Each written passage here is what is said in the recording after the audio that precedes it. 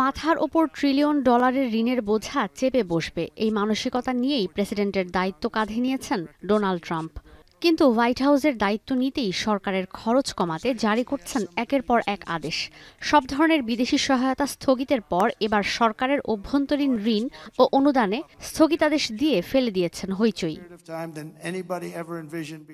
আদেশে বলা হয় সরকারি প্রতিষ্ঠানগুলোকে সব ধরনের ঋণ ও আর্থিক সহায়তা স্থগিত করতে হবে। এছাড়াও আপাতত কোনো ধরনের সহায়তা প্রস্তাবের অনুমোদনও দেবে না মার্কিন প্রশাসন। তবে এই স্থগিতাদেশ কার্যকর নয় সামাজিক নিরাপত্তা আর স্বাস্থ্যসেবায়। সংশ্লিষ্টদের আশঙ্কা, এই আদেশের প্রভাব পড়বে সরকারি বেসরকারি সব সংস্থার ওপর, যে সংস্থাগুলো রাষ্ট্রীয় অর্থ সহায়তা আর ঋণের ওপর নির্ভরশীল নিজেদের কার্যক্রম চালাতে।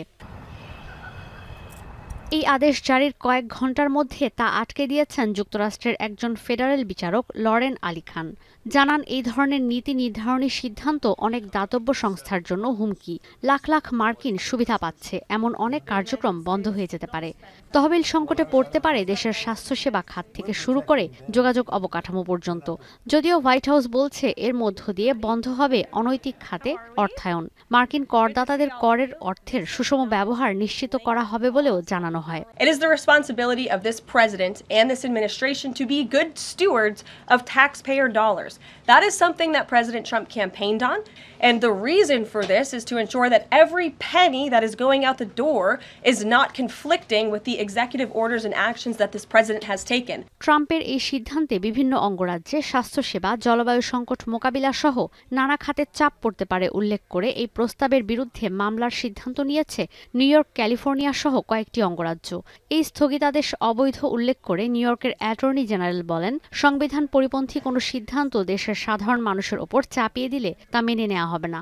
Later today, I am leading and joining with my colleagues, my fellow Democratic attorney generals, in suing this administration to stop this illegal freeze of essential funds for our state.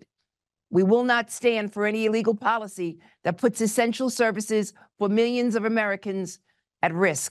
We will not stand by while the president attempts to disrupt vital programs that feed our kids, provide medical care to our families, and support housing in our communities. We won't stand by while the president breaks the law and oversteps his authority as outlined in our Constitution. ট্রাম্পের এই সিদ্ধান্তের কড়া সমালোচনা করছেন বিরোধী ডেমোক্র্যাটরাও। তাদের মতে এই ধরনের আদেশে শিক্ষা, স্বাস্থ্য, খাদ্য ও আবাসন খাতে সহায়তা এবং দুর্যোগ মোকাবিলায় ত্রাণ কার্যক্রম ক্ষতিগ্রস্ত হবে। তাদের অভিযোগ, ট্রাম্প প্রশাসন চাইছেন ধনকুবেরদের ওপর করের বোঝা কমুক। Donald Trump has shut off billions, perhaps trillions of dollars that directly support states, cities, towns, schools, hospitals, small businesses, and most of all, American families. This is a dagger at the heart of the average American family in red states, in blue states, in cities, in suburbs, in rural areas. It is just outrageous.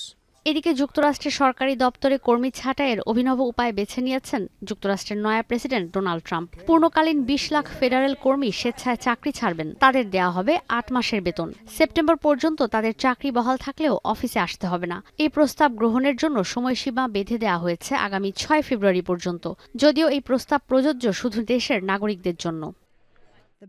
Ishita ব্রহ্ম, এখন বিশ্ব। একনল hand wash 100% paraben free, তাই নিরাপদ হাতের জন্য আস্থা রাখুন একনলে।